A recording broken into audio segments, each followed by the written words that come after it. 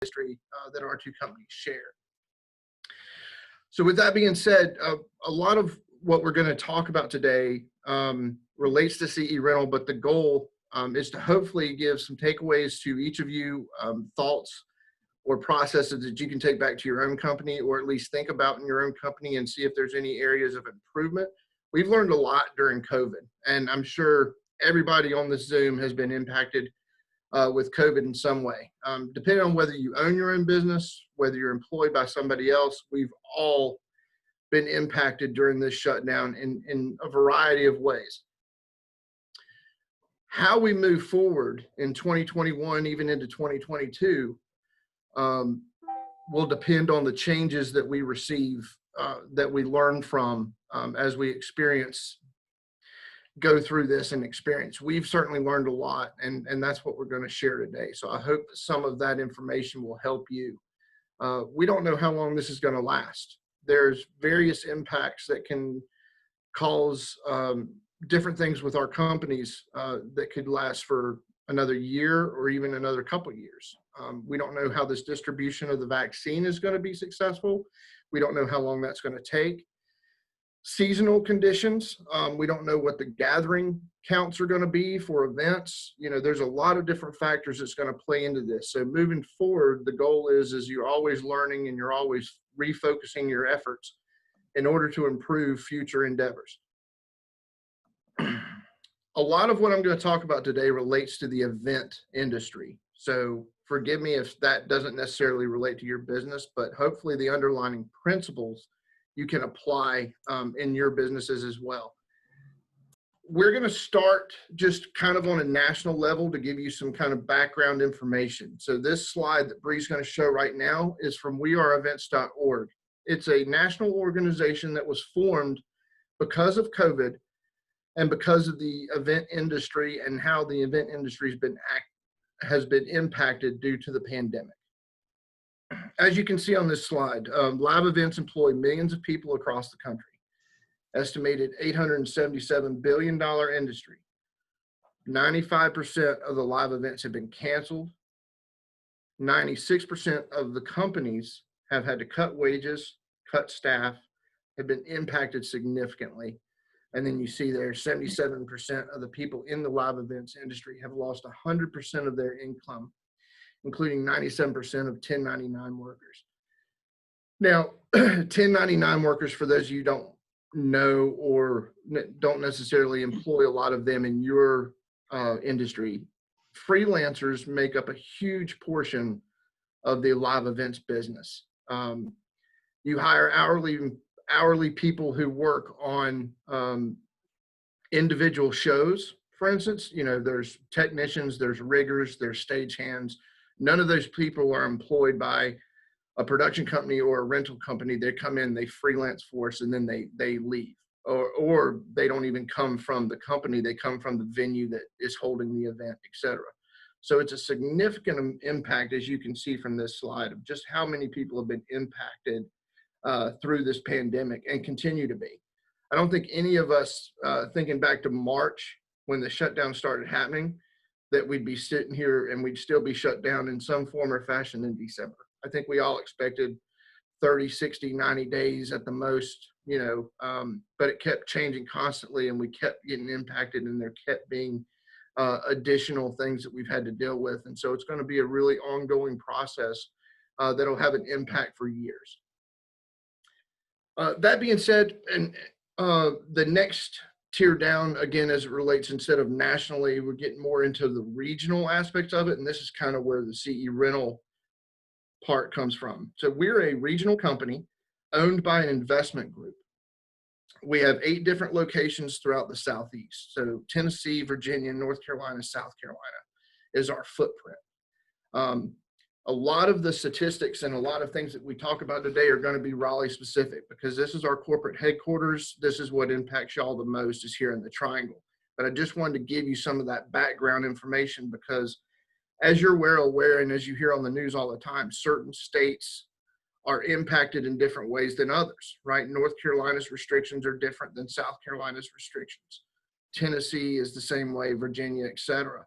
So our company as a whole has been impacted differently from the pandemic, even between locations. And I'm sure that's true if you have a multi-location business as well. I'm sure you can relate to some of that. Crystal's going to pick up and give you some information on Raleigh and how we came to be where we are right now. Thanks, John. Our area had different challenges than maybe another location, but to give you an example, between March 17th, when the shutdown effectively began, through the first week of May, just in that time period, CE had over 600 contracts that we had postponed or outright cancel directly due to COVID. I kind of quit counting after that because it was getting a little deflating, a little depressing. Little did we know we'd be sitting here 9 months later, still trying to get back to business as usual. For us, the education industry was the first thing that we lost. We work with a lot of the local universities, colleges. So when those shut down, we lost that business immediately. Then corporate functions began to cancel. People couldn't travel in. There were gathering restrictions. So, conventions, trade shows, all that stopped. And the last thing were weddings. People really held on to their weddings for dear life. They did not want to cancel their weddings. So we had people who were trying to keep their dates and just reducing their guest counts. And then when the state mandate further reduced gathering limits and travel basically came to a screeching halt, all of our remaining contracts that were private or social canceled or postponed. It quickly became apparent to us, if we were going to get out on the other side of this, that we had to make some serious changes to the way that we were prospecting and the way that we were going after a new business. Thank you, Crystal. Just to expand on some of those details that Crystal mentioned. So now we're just talking about Raleigh. Okay, we're not talking about the other locations of CE, but just our Raleigh location. 80% of our operational workforce was laid off. These operational workforce are hourly employees, delivery drivers, warehouse operations, processing. We have a lot of equipment. So if you know the footprint of what CE Rental is, we rent tents, tables, chairs, dance floors, anything you need for an infrastructure to an event. Okay. And so if you can imagine how much labor and how much time is put into those. So relating back to what Crystal said, you lose 600 contracts within a matter of weeks. Imagine what that does to, at that time would have been anywhere from 75 to 100 employees just on the Raleigh level. Okay. So 80% of our operational staff is now laid off. Our management and sales team became 80% of the workforce. We were extremely fortunate. That other 20% were tenting specialists. So we were extremely fortunate to be able to hold on to some of those people, because if we hadn't, we wouldn't have survived. And I'll get to that in a few minutes as far as how we've pivoted. From mid-March, when it started, to August 1st, that 80% of the workforce that I mentioned, the management and sales team, is approximately 20 people. So we were sharing the entire load. Crystal mentioned wearing different hats, right? So we became the entire company force. And that meant that I could easily be washing dishes one day. The next day I could be loading trucks, and I was still interacting and selling to clients. And so extremely different aspect of what your job functions are now, right? Before Zoom started, Linda and I were discussing a little bit about how when you have such a smaller group of people and you're all involved in such a unique situation as this pandemic's been, you really get closer together, right? Relationships are formed, and if you have the same goal, which is survival of your company, then you become closer relationally as well. And I think that's one positive that may have come out of this, is some of us are a lot closer now than we would have ever been if it had been just day-to-day normal business activity this year. 60% to date revenue loss compared to 2019. And again, this is just Raleigh local. I want you to imagine for a minute and see if any of you can relate this to your own business. Not only are we talking about what the impacts have been in 2020, but I want you to think about your pipeline and think about your future.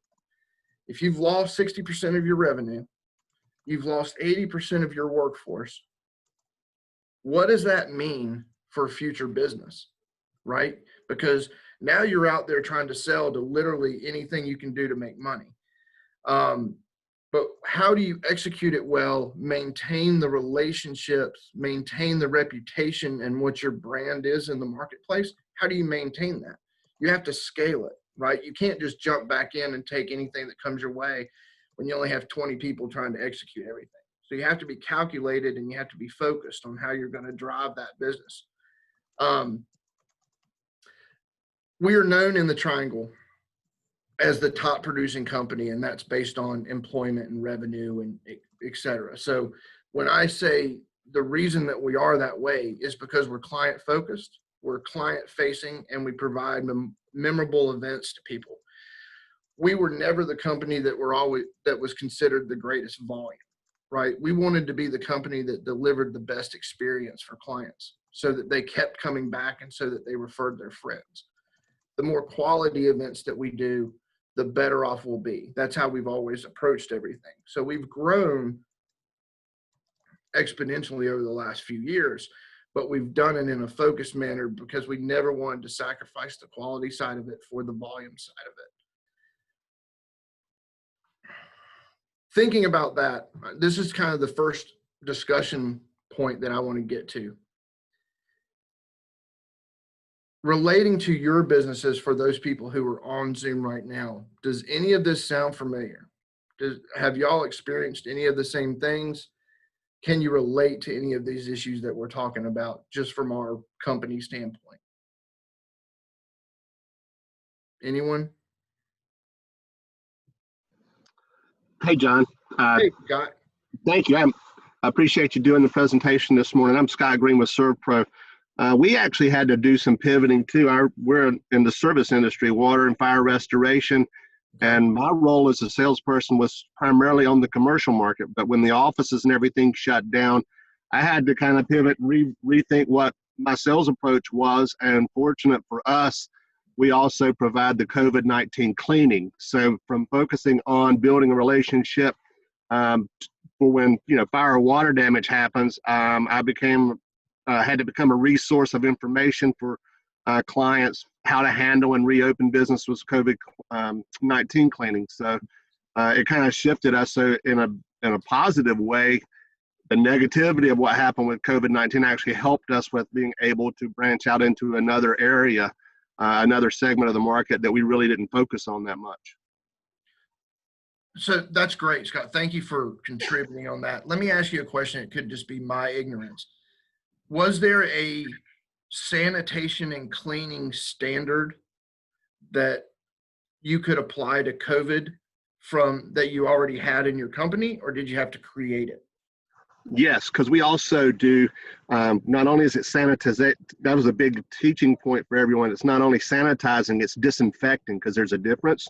Okay. ServPro already has a biohazard cleaning aspect of our business because whenever, like if, say there's a suicide or something in an apartment or a home or something, we already had the chemicals and the protocols and procedures in place to go in and clean it. It's the same chemical, you just shifted the dynamics and applied a different way. You still have to wear the PPE and distribute it properly, but we already had that infrastructure in place. So it was just a smoother transition.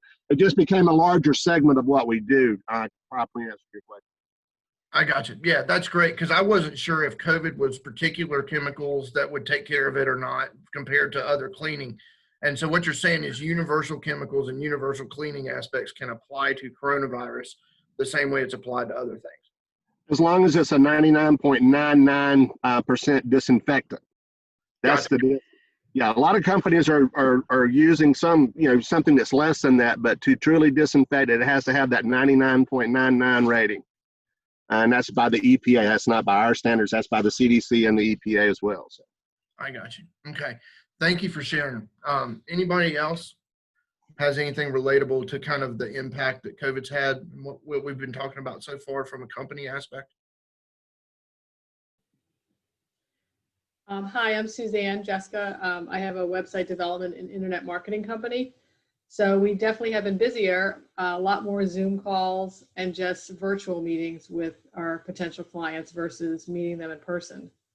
And then working with my team remotely is, we all work pretty well. So that's been good. And everybody's just used to Zoom meetings now.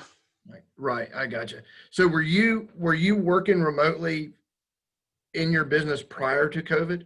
Do you know what? I have an office. I mean, I would say about 50-50. I would do my home base office, and then I would go into my office and then meet with clients face to face. Okay. Some clients locally hire me because they like a local person, but now it doesn't, it's not as pressing to have somebody local if, everything's virtual. I got you. Okay. Thank you. But I'm definitely getting a lot more inquiries on businesses trying to increase their web presence and then just increase leads from their websites. Yeah, I got you. Mm-hmm. Thank you for sharing that, Suzanne. I appreciate it. Thank you. Thank you guys for presenting too. Oh, absolutely. Is there anyone else before I move on that wants to share anything just from a company aspect, kind of that first half of what we covered that from an impact standpoint? I'll share some Hey, things. Jennifer. Hi there, my name is Jennifer Smith. I'm with the Board of Advisors. We work with executives and business owners really to help them get the right people in the right seats. We also help them optimize their team through their hiring process using behavioral analytics. And for us, my husband and I actually had just started our business last fall when we moved back into the area.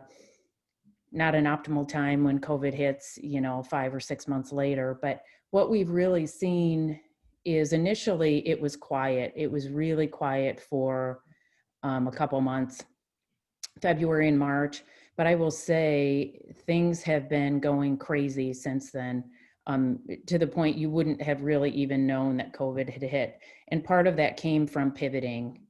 You had mentioned, John, about pivoting, and what we had changed was how we were marketing what we do, how we were describing what we do, because it's not, people assume it was just for the hiring part. Well, conversely, what we do works with the downsizing when you have to make decisions about, okay, you have to cut some of your staff. Wouldn't you want to know which ones are most productive to keep or better align with the needs that you're going to have when you have to reduce your team down? So a lot of it came from thinking about how we could pivot that message to really resonate with the needs of our clients at that point. So now we're seeing it on both ends. We're seeing people that really still want to optimize their team, but then we're seeing people that are really starting to hire again, knowing that there's such good talent out there. So it's initially we were kind of freaked out, to be honest, Sure. with what was going to happen. But, I think it's just being open and understanding, to your point, your audience, how do they need you and how can you serve them maybe in a different way than you initially expected. Sure. And if you don't mind me asking, Jennifer, where did you move from?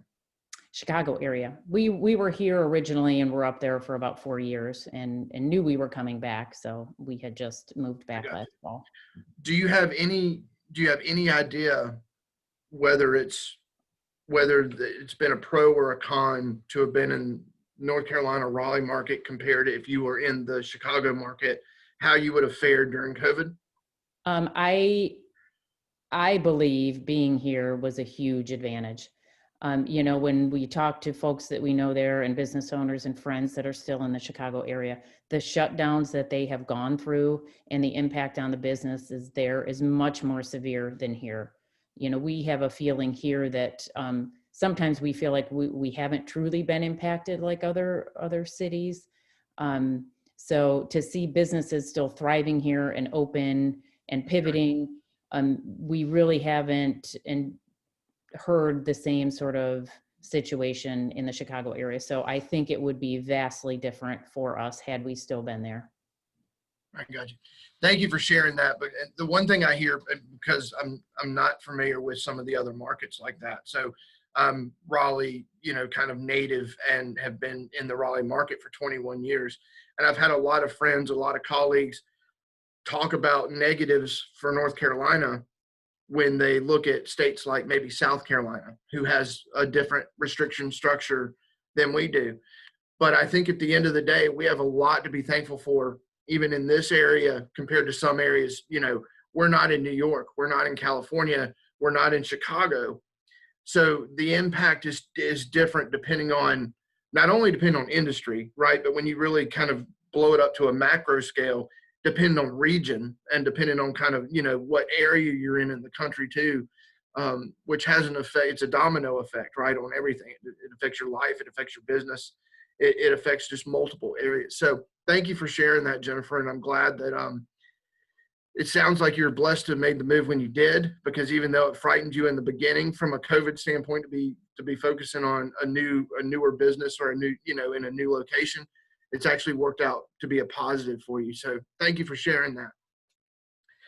So moving on, and we touched on this a lot, which is why I wanted the discussion kind of in this general area. So wanted to give you kind of a background of our company, but then I wanted to go into kind of what I consider to be very kind of uniform across companies. And that is client diversity, right? So everyone's heard the phrase, the most important part, the heartbeat of any company is its people, right? So you have to have the best team, right? You don't strive to hire losers. You strive to hire the best possible people to fill roles that is going to excel your team. Excelling your team and your company is why you have a job to begin with. And so you always hear that clients, people are most important part of any organization. And I consider that to be a very broad statement, but I also consider it to be on different levels, right? So the employees are the core of the company, clients who are, people as well. So they are the other end of that. And that relationship is what's going to be key to any successful endeavor. What we found, and as we talk through this, I will throw some statistics at you and stuff, but what we found was we were very, very fortunate to have a diverse clientele. If we hadn't been diverse, we would have been in a lot more trouble than we were. Now, everything I read to you, right, 60% down over 2019 and 80% of your workforce gone and all that, that's pretty dire. I'm not saying that it's not, but it could be a lot worse. And so we're thankful for that as well. So in addition to our employees and that close-knit staff that we've created, and as we grow again, coming back from everything, we take considerable time for onboarding new people and for training new people and bringing them into that relational fold, kind of that company culture aspect. But again, when you think about, one of the things that we also learned was we weren't necessarily diverse enough, right? So when 80% of your clientele is now inactive, you kind of are unweighted, right? So you only have a 20% remaining that is active, right? And for us, that activity was, we were suited for medical, restaurants, and kind of pivoting towards that. And I'll talk about that a little bit more later. But one of our, even though I mentioned from a pro standpoint, it is client diverse and we have a good team in place, we were not weighted properly. So we were weighted heavy towards the social and corporate events markets. That includes anything weddings, universities, fairs, festivals, walks and runs that are fundraising or charity based. And you can kind of see a trend to all this, right? It's all a matter of number of people, right? We're not used to doing a 10-person event. We're used to doing 5,000 people for the East-West Festival or whatever the count is. I'm just throwing out a number. I'm making it up. But you get my drift, right? We're used to doing tenting at the state fair, which draws over 1 million people a year, things like that. So when all that stuff goes away, what do? Crystal talked about a lot where we spent the first part, the first month, March through April, phone calls were just constantly coming in. People were canceling their events, postponing their events. We kept seeing drops in counts as far as number of attendees. So there were some trade shows that were still active, and then all of a sudden the rule would be changed from 500 and it would drop to 100 or whatever it was, and all of a sudden half of those things would go away. We talked about that initial postponement and cancellation period. What we haven't talked about yet is you get through that first month of COVID, and now we're into April, May, June. We're seeing, and these percentages are not necessarily accurate, but say 50 to 75% of people are moving events again. So we're now in the second run of having people. So a March bride pushed it off to May, or a March bride pushed it off to June, thinking she was going to be okay. You were hearing on national media, let's shut down for a month. Let's curb this thing. We'll kind of get back to normal after that. Nobody was realizing that 9 months later, we're still not in any kind of shape or form to perform what we would be performing for a certain person.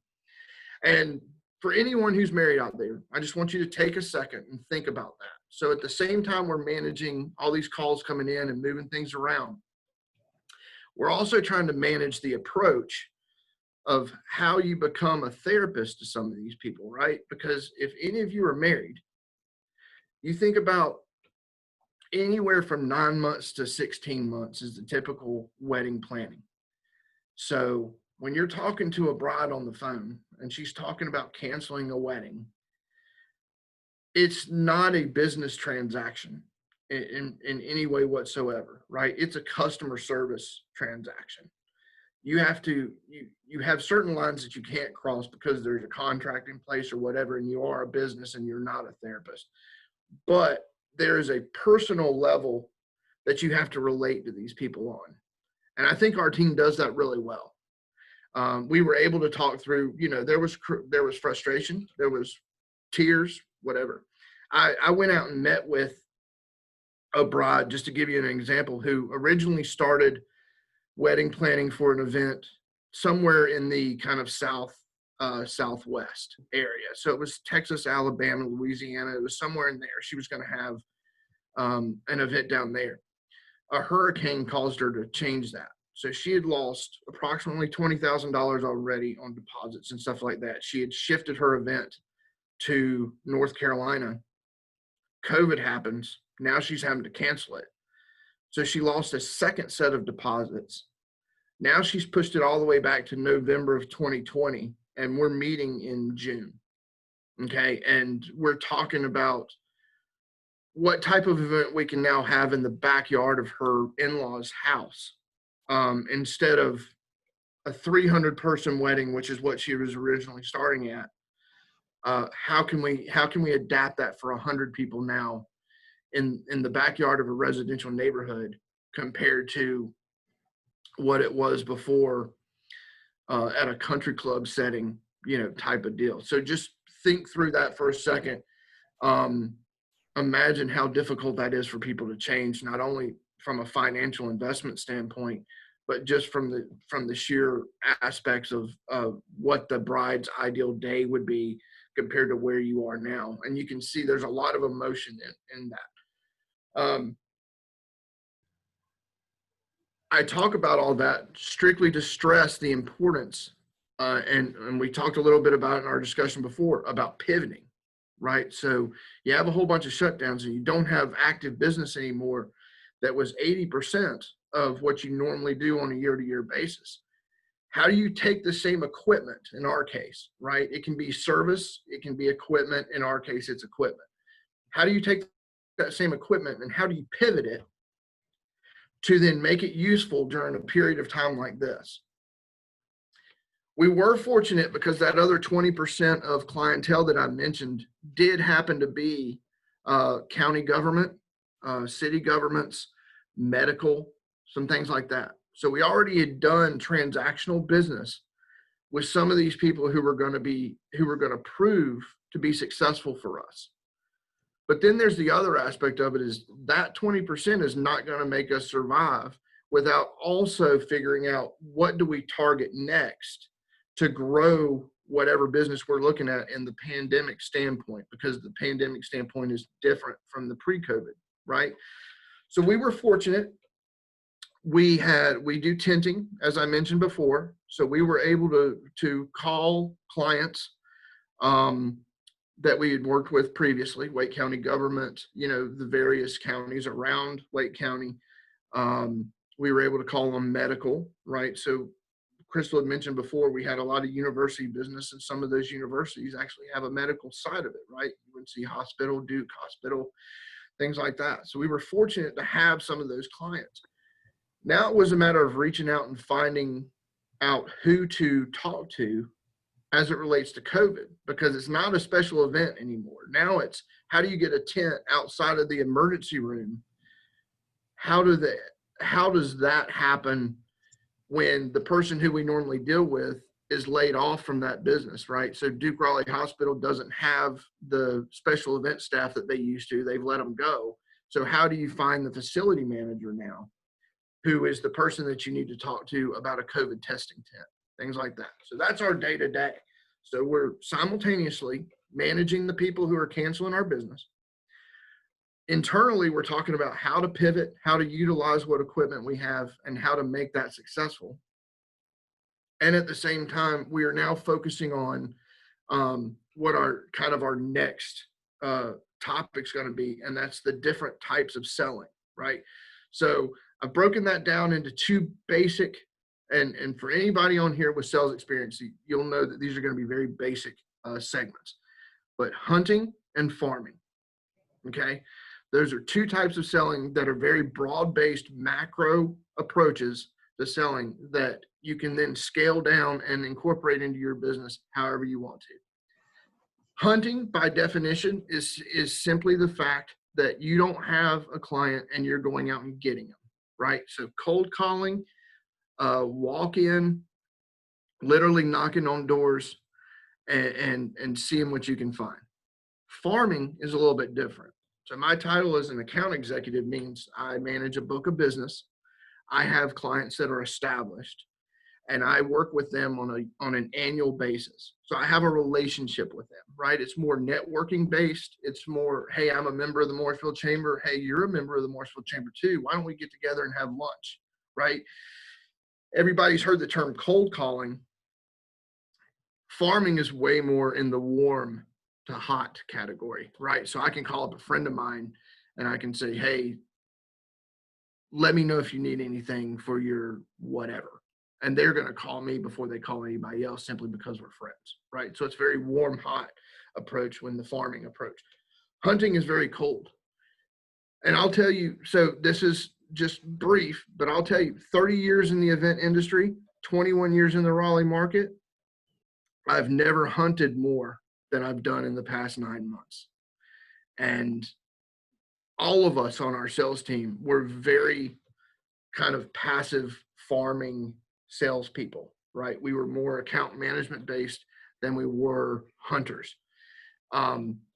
That's the most important thing that our company has learned throughout this entire process, is that you have to have a definitive balance between both. So you always have to be hunting. You can't always be farming. And you have to figure out what the balance is, because if you don't do that, you're going to lose opportunities, and you have to there's ways personality wise that some people are going to be better at farming and some people are going to be better at hunting, but it's also a skill set that you can learn. So any opportunity that you have to learn the two ways of approaching selling and what's more important in your business than that, because that's what generates revenue for you. That's the most important lesson we've learned throughout this entire thing.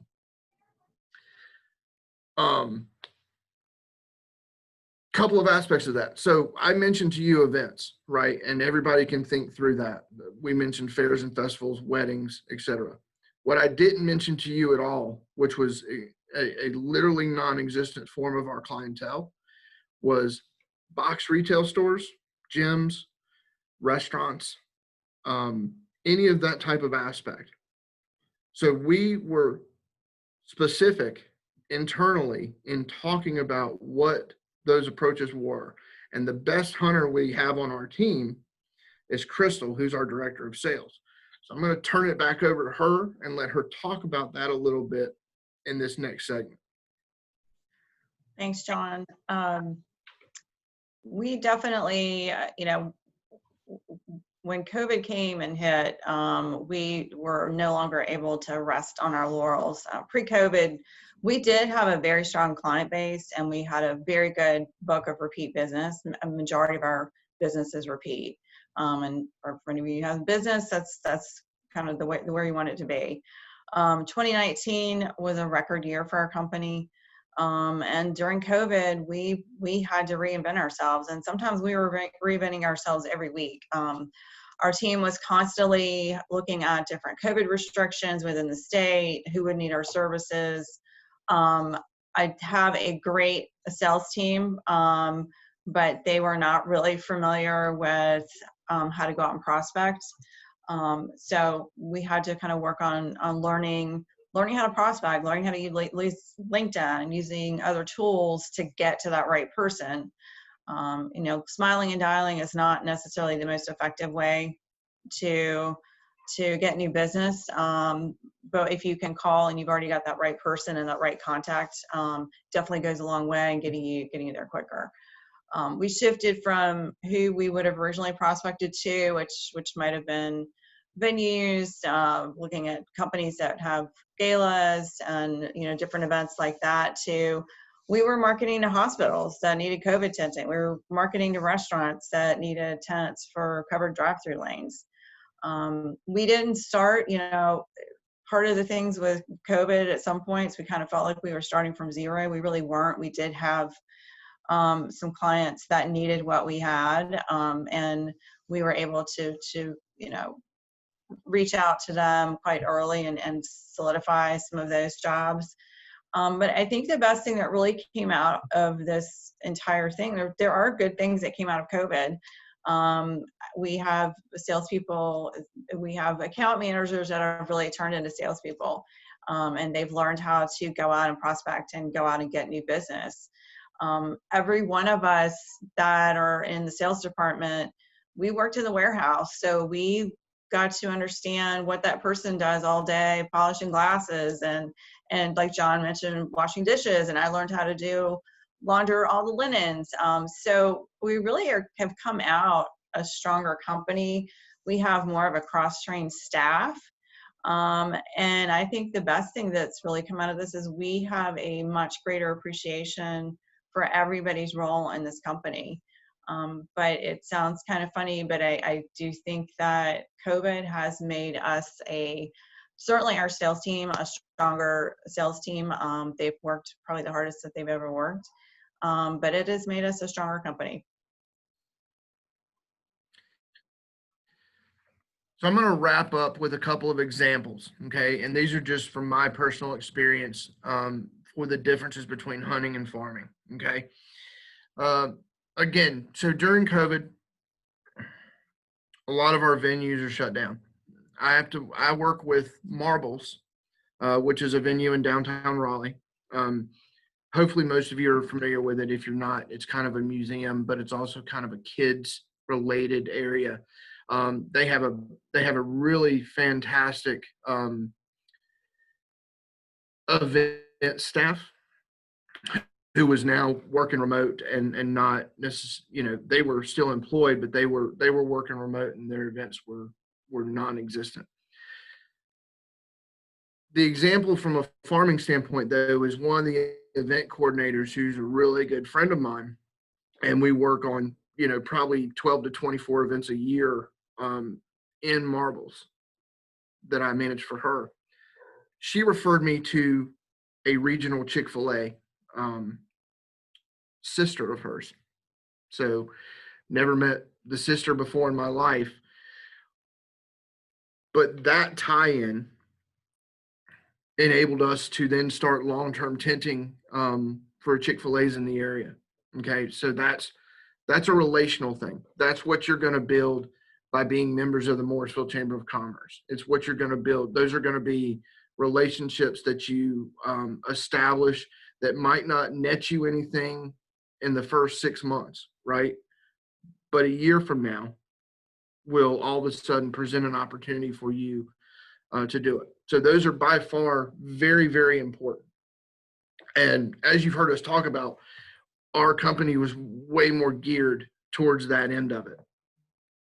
What I wasn't familiar, what I hadn't done a long time in my career, and as I said, I've done more cold calling and I've done more knocking on door type stuff from during this 9-month, just call it 2020, right? Than I've done in the past 29 years that I've been in the event business. Where an example of hunting would be, I literally walked into a Walmart one day and asked for the store manager and gave him my card. And I just said, hey, when I was walking in here, I noticed that y'all had taken caution tape and you had formed a line outside of your entrance door and blocked off the area where people were going to line up at with just caution tape. And I said, I'm not trying to be insulting. It just doesn't look very good. I wanted to give you my card because I work for a rental company here in town and we offer fencing.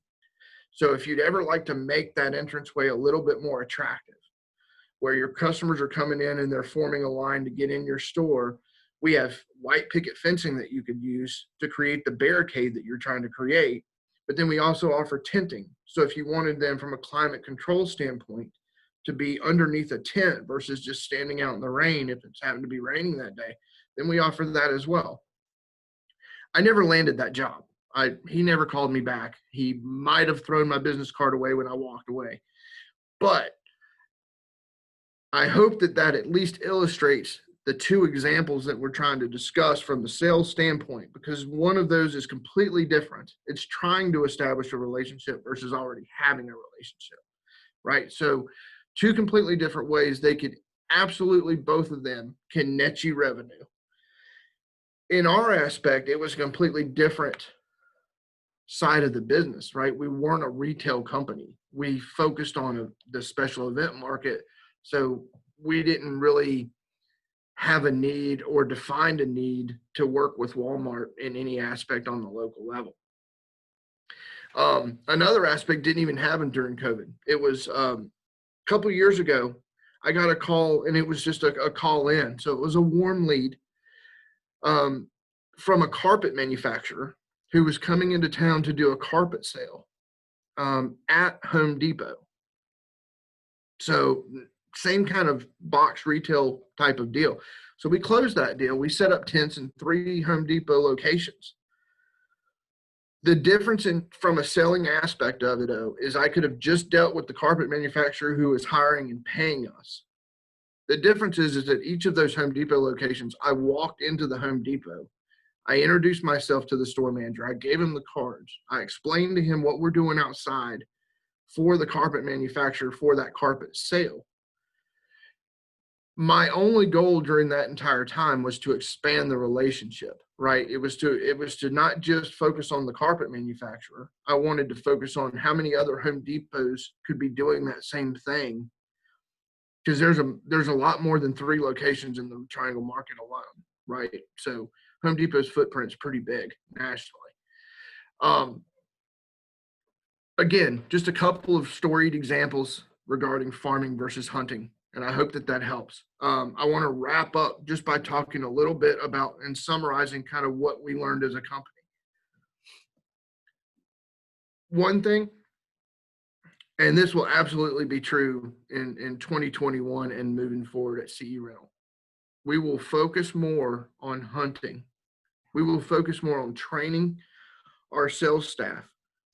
The difference between hunting and farming, and the difference between always having to be doing both of those elements, right? So anybody who moves forward with our company in that sales role, they'll have more information and more education about different ways of doing that. It won't just be, here's a book of business for you, go manage that, don't ever do anything else, right? And it could be as small as, hey, go join an organization, right? And become a part of that organization, attend Coffee and Connections with Morrisville Chamber or whatever. Or it could be, Go talk to the store manager at Lowe's now because you just talked to the one at Home Depot. So go talk to the competitor as well and see how you play them off of one another, right? So that's one thing we learned. We learned we had to do a better job at hunting. We had to figure out ways to pivot our business and apply the same type of services that we offer into a completely different market share, right? Become retailer instead of becoming special event based, right? Because we're not a wedding venue anymore. We're not building tents for wedding venues anymore, et cetera. We have to now build tents for storage. We have to build tents to space people out more in the lines waiting to get into a store. We have to build tents to make it better for Chick-fil-A employees to be better protected from a climate aspect as people go through the drive-thrus, right? So how do you use the same product but apply it in different aspects to different companies? We also learned that we have to be more proactive. We can't be reactive. COVID was very reactive for us, right? When it first happened, you heard us talk about, we were just constantly answering the phone, trying to be a therapist to the brides who were upset, trying to move and cancel things, trying to simultaneously have internal meetings about what the heck we were going to do. This probably won't be the last pandemic that we see in our lifetimes. I don't know how young everybody is on here or whatever, but I mean, again, we've got years left in us, right? To kick around at the Morrisville Chamber and be members together and all that kind of stuff. So we have to be more proactive. We can't let it catch us off guard like COVID did. And I'm speaking just from my own experience. Y'all might not have been reactive to it, but I was very reactive to it. I wasn't expecting it to be the level of intensity that it was when I was sitting at home, all of a sudden looking at myself going, I have nothing on the books for 2 weeks now because I just postponed a whole bunch of stuff to dates that nobody even knows about. And so I don't even know what to do. And that proactive aspect of it also relates to goals, right? It's what do I want to see for the next 30 years of my career? I've been, what's the next 30 years going to look like, right? So how do I redefine my goals? That's not only a personal level though, that's a company level. The company is, how do we move forward? So coming out of COVID, I don't ever want to lose the relationships that I built, right? I now know facility managers at hospitals, and we've got tents up at Duke Raleigh Hospital. We had a tent up at UNC Hospital for 6 months by their emergency room department. And I've met a lot of people who are not involved in the special events aspect of things that go on at these healthcare facilities. I've met facility managers. I've met people in the kind of the infrastructure management of a hospital versus the medical side of the hospital, if that makes sense. I want to maintain those relationships because all I can hope is that if I do the same type of job for them as I would do for a bride on her wedding day, right? To where it's a memorable experience, it's a successful experience, then I want that person who I met because of COVID to then be referring me to people the same way that my marbles contact referred me to her sister at Chick-fil-A, right? That's the aspect I want, because then my client and my book of business growth happens organically. It doesn't happen by the fear-based kind of COVID-related thing that we had to go out and do this time. I hope some of that helps. And I would, as I said, not only is this kind of a Q&A standpoint, but I also wanted to kind of be a discussion standpoint. So this is kind of open-ended for the last half of our presentation today. If you have any questions for me or Crystal, feel free to ask them. If you just want to share your own experience, if you think that I said something that you may not agree with, or you think you have more information about hunting and farming, I completely agree with you. You probably do. But feel free to just share, right? This is a time just kind of open discussion as we come and bring this to a close.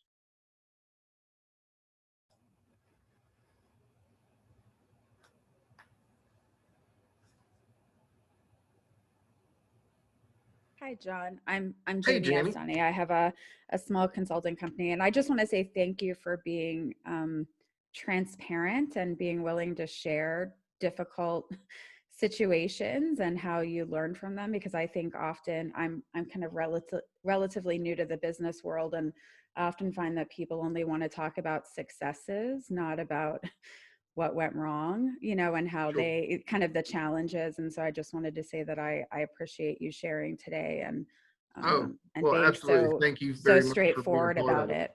Of course. Thanks. What do you do, Jimmy?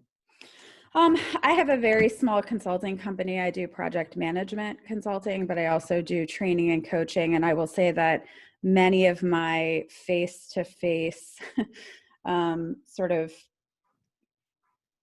contracts this year also got pushed and keep getting pushed. And, I don't know when they're going to happen. So I definitely felt that. And I've had to transition more into the training and coaching because that's easier to do in a virtual environment than kind of what I would love to be doing. So it's been a challenge, but my business is small and relatively new. And as Jennifer said, this probably wasn't the the best time to have a new business. It's hard to farm when you don't have a lot of existing clients. So I'm always in the the hunting Right. space. So you're in the hunting mode. Yeah. So thanks. What are kind of what's the best way to describe it? So what are ideal clients for you? So really, because my project management consulting is a little unique in that I can come in and be a project manager, but I also sort of help people think about how to do projects better. And so really an ideal client for me is the small businesses or nonprofits, other organizations that don't have full-time project managers and don't want them. They're just kind of trying to do a one-off thing and just really need support in either planning or executing. And those projects could be anything. So my Okay. ideal client is kind of a wide range, but so it tends to be small to medium-sized businesses. Okay. Perfect. Well, and that's fantastic because I mean, right now you're on a good warm call with 13 other members of the Right. chamber too, right? So they're Right. all learning from you and they're all getting that and they'll be able to refer you or whatever. So I hope that Yeah. goes well. Thank you. Does anybody else have any questions, comments, stories to tell? John, one thing that I would like to say, and you touched on it a little bit as well, was the one thing that really saved us was going out when we first moved back here, moving back into the area. Even prior to us going to Chicago, I can't say we were actively involved in the community. And that was a commitment we made to ourselves when we moved back here, was that now we were at a point in our life, our kids are out of the house, that we could do that, could take part in the community, build our business here. So we started networking like crazy when we came back last fall. Networking we were going to 4 or 5 events a day, burning the candle. Just trying to get out there and understand what was going on in the community. Where should we be spending our time? What chambers, what organizations? And in that process, after probably about 6 weeks of that, we really found our groove, met some great people that really aligned with us and what we believed in and what our goals were. But I will say the key when COVID hit was calling on those relationships, but even more than that, finding relationships with people that shared the same client base that we did. Because there's only so many hours in a day when you are a small business owner to be able to spend networking. And to make things easier, we found that if we could find and align ourselves with people that had the same client base that we did, but offered different services to them, that we could be great alliance partners and that we could sort of get to a point where we could represent one another with our clients. When we get into our clients and we have that trusted relationship and they need other things that we don't offer, they come to us and ask us, who could you recommend that does this or that does that? And we have aligned ourselves with other people with that same mindset and don't feel like it's a competition. We're fighting for that client, but that we're enhancing each other's relationship with that client. So especially with COVID, having that sort of mindset that we're going in giving to our clients, ultimately our goal is for our client to be successful. And if that's working with us or working with someone that we know, that's what we want for them.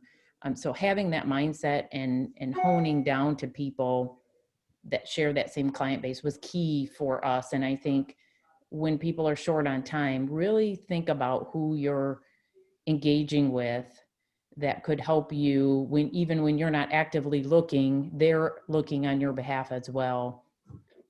Could be really a game changer for you in your business. Absolutely. Absolutely. Thank you for sharing that, Jennifer. Mm-hmm. And then one thing, Jennifer, kind of tying into a little bit what you're saying is, I'm always kind of amazed at how often I talk to business owners or, leadership in different companies that don't talk to other people about what they do. They're not out in the community. They're not giving out their business card. They're just not talking to people. The restaurants you go to on a regular basis, or, the retail that you support, just making people aware of what you do, especially other businesses that you're patronizing. I've gotten a ton of business that way just because somebody didn't know what we did. So I think if, as a business owner or leadership in your company, it is important to educate people on what you do for a living. I'll follow Crystal's up with a story. Can y'all tell I like telling stories? Anyway, so I'm a Big Ed's fan. For anybody who knows the restaurant, they have locations in downtown Raleigh, they have locations in Garner, and they have locations in Raleigh. Our office is right by Duke Raleigh Hospital, north of 440 on Falls and News. So I go to Big Ed's North, literally 3 to 4 times a week minimum, right? And I eat lunch there. And he eats the same thing. He eats the same thing every day. Yeah, I eat the same thing. So I know all the waitresses. I can walk in and they'll whatever. I just know everybody there, and I love it there because of the atmosphere and the food. But folks, I've been going there. I've been at CE Rental for 5 years. Okay, I've been going to Big Ed's for probably 4 of those 5 years, 3 to 4 times a week. And I had a waitress who I've known for during that whole time. Her name's Sasha. Go see her. She's great. She colors her hair purple and green and stuff all the time. She's like the youngest grandmother I've ever met. Like, she's just a really cool girl. She was telling me the other day, she asked me within the past month and a half, what do you do? I had never talked to her about that. I'd come in, I'd exchanged. Her daughter works there. Her son had worked there. Her daughter's now pregnant with her second grandbaby. So Sasha used to tell me stuff about her life and all that kind of stuff. I tip well, so she loves working with me from that aspect of it. I'd never shared with her what I did. So what Crystal's saying is very, very important. I always approach it as when I go to lunch, I'm kind of turning business off for a second because I just want to relax and eat. But the flip side of that is that me being an account manager for CE Rental and being in the business that I'm in, I think it's extremely fun, right? We're a part of everybody's most exciting times of their life. And that, again, you relate it to a wedding, you understand why I'm saying that. But then other people hire us to do fun stuff. They don't hire us to do bad, kind of depressing stuff, right? Where events are part of fun, right? So whether I'm doing the MS walk, and I'm fundraising for a really good cause, or I'm involved in some other type of event that a company's having to celebrate a success that the company's had. I'm involved in fun stuff. It's a part of my life for the past 30 years. Why not share that with people in a more conversational way, right? I don't have to necessarily turn it off because it's such a huge part of my life. And it had never occurred to me to talk to Sasha about that, but we're sitting there within the past month, and she's writing down my order because I don't have to order anymore, and she's getting that, and she's just asking me how my day's going and all that kind of stuff, and I said whatever I normally say, hey, it's going well, whatever, we're busy. And she finally just goes, what do you do? As much as we've talked, I don't remember you telling me what you did. So then I started explaining it to her, and and her response back to me was, well, Carissa, her daughter, is getting ready to get married. And she said, so we're going to have something, but we don't know what to do because of COVID. Is that something that you can help with? And I said, of course it is. That's what I do. So that example which I was a little long-winded about because I like talking about Big Ed, so forgive me. But that example is one of those things where you absolutely have no idea who you may run into in a restaurant or who you may talk to. And that mindset of constantly selling doesn't have to be a bad thing, right? It can be a relational thing, and it can be something that is very passive. It doesn't have to be aggressive. I'm going to come knock on your door at night and I'm going to follow you home and all that kind of stuff. It doesn't have to be that way at all. But it's just something for all of us to be aware of, because if you're interested in growing your business, or if you're interested in coming out of COVID successfully, or even surviving COVID successfully, right, then we have to focus on our business like that. So there you go. Hey, John, long time no see. How you doing? I'm good. How are you? Doing well. I'm so happy to see you. It's been a minute. Yeah. So I wanted to pick your brain and get your expertise on this. So clearly, I've been in sales for 15 years now, and I'm doing, like you are, more hunting than I've ever done. Is there any tricks of the trade? So I'm doing a lot of smiling and dialing because I'm now at Frankel Staffing. So mine is, getting in touch with past accounts and getting new clients and things like that. So for me, I'm doing more smiling and dialing than I've ever done. Right. Is there a tip or a trick of the trade that you have found to be more successful, whether it's LinkedIn, smiling and dialing, emailing, just the whole gambit of really trying to connect with people right now during COVID? Have you found anything to be more productive than the other? That's a really good question, Sarah, and it's not one that if I have a definitive answer on. Here's what I would say. So I've found, from the sales standpoint, it's scalable, right? You have to know who you're speaking with, yeah, and what method is best that suits them, right? So you have a more shy person, whatever, who doesn't want to be on camera, so you don't ask for a Zoom, right? You call them.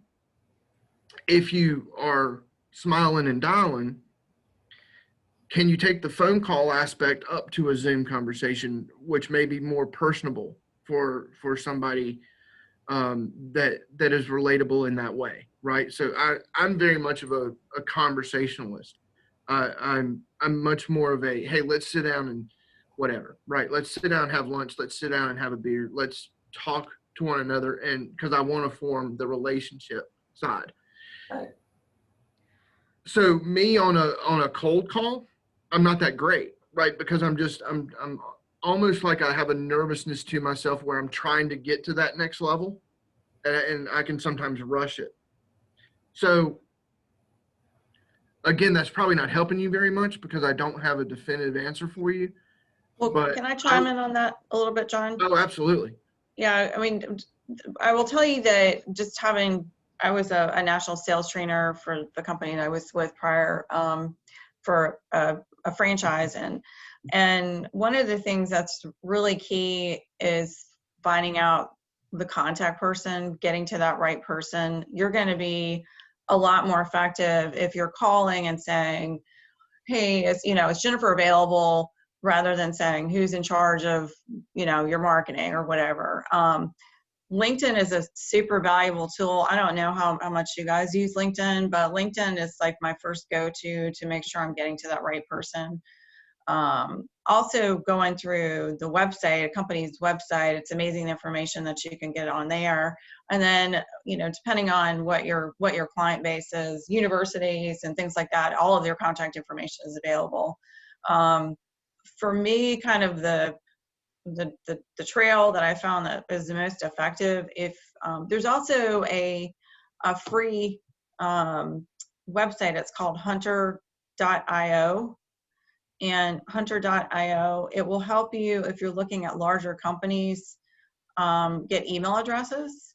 What it will show you, even if you don't have that person, it will show you the pattern of the email. So if it's like first name dot last name at Cisco or whatever, So that's helpful if you're looking at big companies. But an email introduction, ideally followed up by phone call. The email introduction is a little less threatening. They know who you are. You know, you're making it a little bit more warm should your next step be phone call. We're in a generation, you know, John and I like talking on the phone. We don't have a problem picking up the phone, calling people. It is kind of a generational thing that, you know, some of my younger people that work here, they don't like talking on the phone. They don't like talking on the phone. And so sometimes when you're approaching somebody that's a 25, 30-year-old, they may respond better with an email. But typically with sales, and this is very true statistically, it's that 5th, 6th, 7th time of contacting that you might get an opportunity for a sale. So sometimes it might be phone call, then an email. Sometimes it might just be putting it sounds very old fashioned, but it draws you out from somebody else, just putting a handwritten note in the mail with your card. And then maybe following up with an email. So sometimes it's every method as far as reaching out, but I have truly found just getting to that right contact person, if you can start there, it gets you in the door a lot quicker. Thank you for that. Yeah, no, it's definitely, I'm like y'all, I'm better face-to-face. I've been in face-to-face outside sales my whole career. So this has been a little bit of a pivot, but I'm a firm believer in everything that you said. LinkedIn has been such a useful tool, right, in finding the right person and being able to connect there. But I'm with y'all. I feel like where we are right now due to COVID, and, you know, who knows when this will ever change. But I mean, you have to jump on board with the virtual. You have to jump on board with the phone calls. You're going to get left behind because that's just where we're at, you know. Yeah. So, but thank you for those tips, and I really appreciate feedback. Thank you. It's good to see you again. Good to see you too, buddy. Is there anybody else that has any questions or any discussion points before we turn it back over to Bree?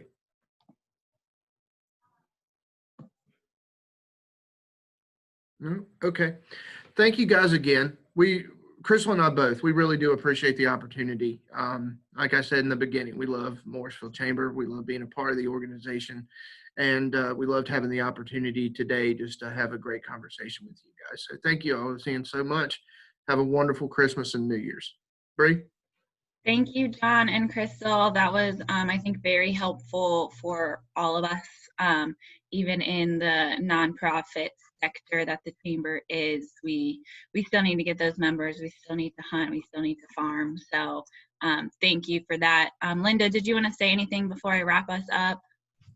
No, just thank you so much. I really appreciate you sharing your experience, and I love that you shared how the chamber has valuable benefits and can be used for connecting. And so anybody who is on board with us today, if we can help you connect with anyone, don't hesitate to reach out to either Bree or myself and let us know how we can help. Awesome. So it is the end of the year, and we know that you guys have a million other things that you need to be doing right now to wrap up for the holiday season. So as a thank you for everyone being here today, we did a random drawing from those who are still on the call. And so this person is going to be getting a voucher to attend one of these free virtual shows from the North Carolina Symphony. So there's if you have kids, nieces, nephews, this is the Holiday Pops is going to be more on that level. And then the Holiday Favorites is the Brass and Organ Symphony. So two great options to choose from. And with our random name picker generator, the winner is Jamie Yazdani. So Jamie, I will be emailing you after this with your voucher information so you can call and get your ticket for that. So congratulations. Wonderful. Thank you. And thank you for joining us today, as well as multiple other events that you hop on with us. Before we get going for the day, I do want to just thank John and Crystal for joining us today. Very super helpful And then I would also like to thank our sponsors, Close HR Connections, PT, CPAs PLLC, and then just a few upcoming events that we have. So on next week, we have our virtual holiday reception. This is a great networking opportunity. We have a great program planned for you guys. Just some fun, feel good, end of the year information and networking to get your holiday season started off right. This is going to be a lunchtime, so 11:30 to 1. So we hope that you guys will join us. And then into 2021, we are kicking it off with some more virtual networking, virtual coffee and connections on January 13th. And then we have our virtual Power of Inclusion series on January 20th. This is our newest series, all about diversity, equity, and inclusion. If you haven't checked out our website or our toolkit on our website for DEI, I definitely encourage you to go on and check that out. This Power of Inclusion series on the 20th is going to be generational diversity, which I think is a great segue from what we discussed today of those generational differences between hunting, farming, phone calls, emails, all that fun stuff. And then definitely save the date for our 30th annual meeting on February 2nd. You will be getting more information about this soon, but we are really looking forward to this virtual program. Unfortunately, with COVID and everything, we had to pivot a little bit, but we are still preparing a great program for you guys. And then we'll also have Sharpen Your Skills in February, and then Know in March, and those dates and events are coming soon. So thank you all for joining us. Jamie, I will email you that voucher, and then I hope to see you all next week at the holiday reception. Have a good afternoon, guys. Bye. Thank you so much. Thank you again. Thanks, John. Thanks, Crystal.